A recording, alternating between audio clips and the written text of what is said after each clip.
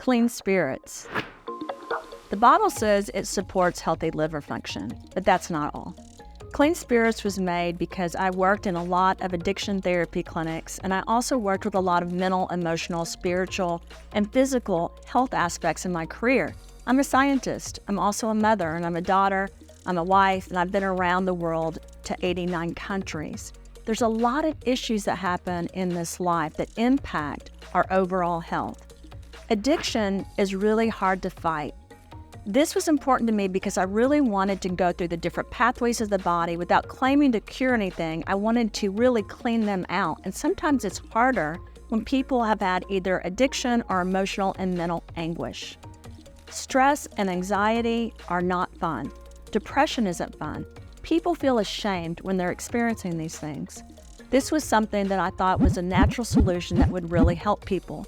The ingredients in this really touch upon different pathways and points from the P450 system to the IL-2 and the IL-4 system. It's really important that you're able to take a product that can get into the body and really clean it out. Why did I call it Clean Spirits? I love the name because our spirit needs to be clean, our body needs to be clean. You only need 2 or 3 drops a day. Some people do take more, but drink lots of water while you're doing it. It's something that I think will really help your life in a number of ways.